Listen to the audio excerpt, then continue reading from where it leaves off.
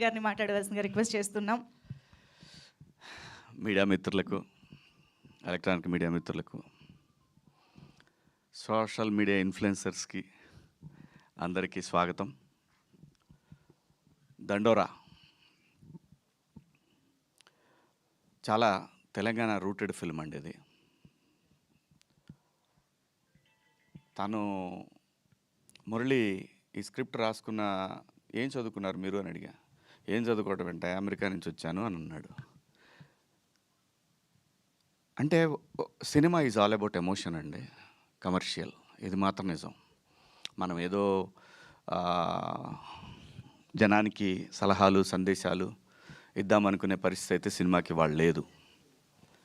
ఈ సినిమాలో ఎంటర్టైన్మెంట్ ఉంటుంది, ఎమోషన్ ఉంటుంది, డ్రామా ఉంది, అగ్రెషన్ ఉంది.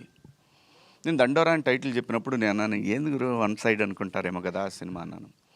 లేదు, అది కామెడీ ఉన్నా దండోరా వేసినట్టే ఉంటుంది.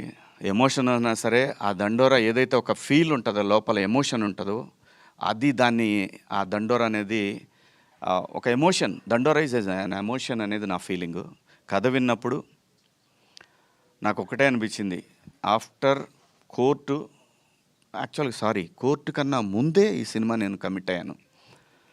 కంటెంట్ ఫుల్లీ లోడెడ్ ఫిల్మ్ అండి. ఇది మనం ఇలా మాట్లాడగానే, లేదంటే మనం ఇలా బాధపడి చెప్పగానే సినిమా చూస్తారనుకునే రోజులు లేవు. ఎవ్వడికి అలాంటి ఓపిక లేదు, అంత టైము లేదు. ఫార్వర్డ్ చేయటంలోనే ఉంటారు మనం ఏం చేసినా. అది కాకుండా ఇది కంటెంట్ ఓరియంటెడ్ ఫిలిం. ఇది మనకి తమిళ్లో వచ్చినా, ఏ లాంగ్వేజ్లో వచ్చినా ఈ సినిమా ఆడుద్దండి, అంతవరకు అయితే కన్ఫామ్. ఇది నా అభిప్రాయం. నా అభిప్రాయాన్ని అంగీకరిస్తారో లేదనేది రేపు పొద్దున సినిమా థియేటర్లో రిలీజ్ అయిన రోజు మనకు తెలుస్తుంది. పాత్రలు ప్రతి ఒక్కళ్ళకి కూడా వాళ్ళ స్థాయిలో వాళ్ళని ఎలివేట్ చేసుకోవటానికి ఒక్కొక్క క్యారెక్టరు అలా క్రియేట్ చేశారు.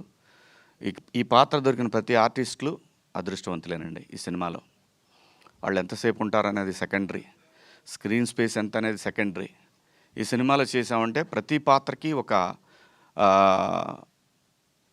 తన యొక్క సెల్ఫ్ రెస్పెక్ట్ ఉంటుంది ఆ క్యారెక్టర్. ప్రతిదానికి ఒక సెల్ఫ్ రెస్పెక్ట్ ఉంటుంది ఆ క్యారెక్టర్కి. అంత బాగా కుదిరింది ఈ సినిమా.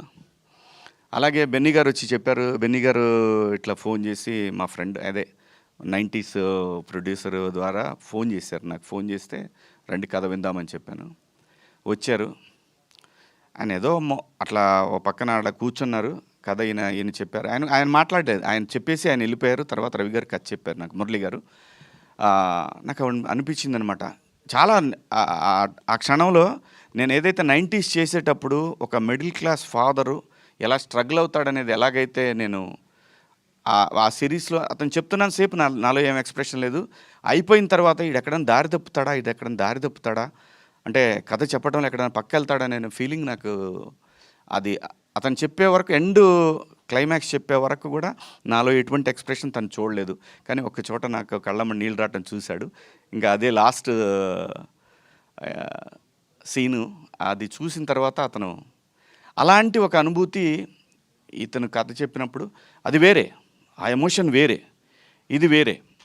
బట్ అలాగా ఇతను ఏమైనా దారి తప్పుతాడని చెప్పి నేను ఏ కథ చెప్పినా కానీ, కోర్టు తర్వాత మీ అందరికీ తెలుసు మనం ఎన్ని సినిమాలైనా చేయొచ్చు. ఎన్నో వచ్చినాయి నాకు, రోజు 4-5 సినిమాలు వచ్చినాయి. ఎందుకంటే 13 సంవత్సరాలు సస్టైన్ అయ్యాను. సినిమా డబ్బులు లేకుండా, సినిమా పని చేయకుండా సస్టైన్ అయినండి. డబ్బుల కోసం ఏది పడితే అది చేయాలనే ఉద్దేశం నాకైతే లేదు. ప్రజలు నాకు ఒక రెస్పెక్ట్ ఇచ్చారు, దాన్ని కాపాడుకోవాలనే ఉద్దేశంలోనే. డబ్బులు మనకి ఎంత రావాలో అంత భగవంతుడు అది ఆయన డిసైడ్ చేస్తాడు. ఆ డిపాజిట్ అది ఎప్పుడు రావాలో అప్పుడు వస్తూ ఉంటుంది. అలా మంచి పాత్రలు చేయాలి, ఎట్టి పరిస్థితుల్లో కూడా మంచి కథలు చేయాలనే ఏంలో నేను విన్న 70-80 కథల్లో ఇది ఒక కథ అండి. అందులో నాకు నచ్చిన ఒక 10 కథల్లో ఇది ఒక కథ. ఏది, నేను రీఎంట్రీ తర్వాత నేను వచ్చినాక, మళ్ళీ ఇండస్ట్రీకి వచ్చిన తర్వాత అలాంటి ఒక గొప్ప కథ ఇది. ఎవ్రీథింగ్ ఎక్కడా కూడా మనకి వీళ్ళేదో మనకి వాయించేస్తారు, కులాలు మతాలు ఏం లేదండి. ఎక్కడ కూడా ఏ కులంలోనైనా ఇక్కడ 2 కులాలు, డబ్బున్నోడు లేనోడు, ఇవి 2 రాజ్యాన్ని ఏళ్తాయి. ఈ 2 నుంచే స్ట్రగుల్ ఉంటుంది. వాడేమో తొక్కాలని, వీడేమో తొక్కుతున్నాడు పైకి లేవాలని. ఇదే ఫీలింగ్ ఉంటుంది ఎక్కడ చూసినా సరే. అది మీడియా అయినా, సోషల్ మీడియా అయినా, ఎక్కడైనా సరే. ఒకడు నేను నీకన్నా గొప్పవాడిని చెప్పాలనే ప్రయత్నమే జరుగుతూ ఉంటుంది ఎక్కడైనా సరే. ఇందులో పాత్రలు కూడా అలాగే ఒకడిని అవతల వాడిని గురించి తక్కువ అంచనా వేయటం అనేది మనిషికి సహజమైనటువంటి ఒక డిఎన్ఏలో అది వచ్చింది మనకి, అది ఎవల్యూషన్ అవుతూ వచ్చింది అది. అలాంటి ఒక మంచి కథను తీసుకున్నాను. ఎందుకంటే బెన్నీ గారు ఈయన కలర్ ఫోటో సినిమా, ఆ తర్వాత బెదుర్లంక, అది కమర్షియల్గా ఎంత ఆడింది అనేది పక్కన పెట్టి నాకు అనవసరం. బెదుర్లంక అనేది ఎలా, కానీ కాన్సెప్ట్ ఉంది చూసారా, అది ఈ కథలో కూడా ఖచ్చితంగా చెప్తున్నాను, ఇది దేశం మాట్లాడుతుందేమో అని అనిపిస్తూ ఉంది. అంటే దేశం మాట్లాడుతుంటే సినిమా ఫ్రెటర్నిటీ వాళ్ళు మాట్లాడతారని అనిపిస్తుంది దేశవ్యాప్తంగా. మంచి కథ, ఆర్టిస్టులు కూడా బాగా, ఏ ఆర్టిస్ట్కి ఇచ్చినా కానీ పండగేనండి. ప్రతి క్యారెక్టరు పండగలా ఉంటుంది. అలాగే ఈ పెర్ఫార్మెన్స్లు చూసిన తర్వాత ఆయనకి పూనకం వస్తుంది అనేది కన్ఫామ్. నిజంగా అండి, అందరు ఎవ్వరు కూడా న్యాచురల్గా ఉంటే ప్రతి ఒక్క క్యారెక్టర్ కూడా అంత బ్రహ్మాండంగా ఆయన స్కోర్ అది బ్రహ్మాండంగా చేశారు. అలాగే ఇలాంటి సినిమా పట్టడం ఎడిటర్కి కూడా ఒక ఛాలెంజింగ్. డెఫినెట్గా ఏ ఎక్స్ప్రెషన్ క్యాప్చర్ చేయాలి, ఎక్కడ కట్ చేయాలి అనేది సతమతం అవుతారు ఖచ్చితంగా ఎడిటింగ్ టేబుల్ మీద. బట్ ఒక జడ్జిమెంట్కి వచ్చేస్తారు, డైరెక్టర్తో కూర్చొని వస్తారు, తనకి ఛాలెంజింగే. అంత బాగా చేశారు అందరూ కూడా, ప్రతి ఒక్కళ్ళు ఎవ్వరు కూడా వీళ్ళు బాగా చేశారు వీళ్ళు బాగా చేయలేదు లేదు. ప్రొడ్యూసర్ ఒక్కడ మాత్రం చాలా స్ట్రగుల్ అయ్యాడు. ఆబ్వియస్లీ అవుతారు కదా, ప్రతి ఒక్కడికి డబ్బులు ఇస్తేనే వస్తారు ఎవడైనా సరే. ఇవాళ పరిస్థితులలోనే డబ్బులు ఇస్తేనే పనిచేస్తారు. బట్ ఆ పెయిన్ ఉంటేనే దీనికి రెస్పాన్సిబిలిటీ ఉంటుంది. నేను చేశాను, 4 సినిమాలు చేశాను నేను. ఆ రెస్పాన్సిబిలిటీ ఉంటుంది, ఆ పెయిన్ ఉంటుంది. కానీ ఖచ్చితంగా ఇది టేబుల్ మీద బ్రహ్మాండంగా డెలివరీ అవుతుంది.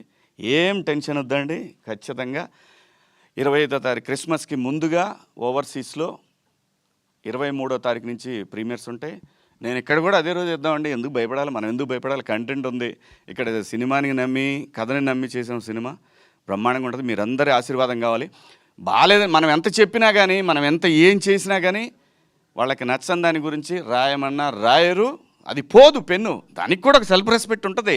మనం ఎంత చెప్పినా కానీ దానికి కూడా ఒక సెల్ఫ్ రెస్పెక్ట్ ఉంటుంది. కాబట్టి ఖచ్చితంగా నమ్మి చేశాము, నచ్చుతుందని ఆశిస్తున్నాను. రండి, థియేటర్స్కి రండి. మంచి కంటెంట్ ఉన్న ఫిల్ము 25వ తారీఖు, 26, 27, 28 జనవరి 1 సెలబ్రేషన్స్ ఉంటాయి ఖచ్చితంగా. ఈ సినిమాకి సంబంధించి అందరం కలిసి ఎంజాయ్ చేద్దాం థియేటర్లో ప్లస్ బయట. థ్యాంక్ యూ అండి, థ్యాంక్ యూ అవకాశం ఇచ్చినందుకు ఈ సినిమాకి, బెన్నీ గారికి, అలాగే మురళీ గారికి, అలాగే సినిమాని ఎగ్జిబిట్ చేస్తున్న డిస్ట్రిబ్యూటర్స్ మైత్రి వారికి, అలాగే ప్రైమ్ షో వారికి అందరికి కూడా, అలాగే యుఎస్లో డిస్ట్రిబ్యూట్ చేస్తున్న భద్రకాళి వారికి అందరికి కూడా పేరు పేరున ధన్యవాదాలు. థ్యాంక్ యూ మీడియా మిత్రులందరికీ కూడా. Thank you so much sir. Thank you Shivaji garu, thank you so much. So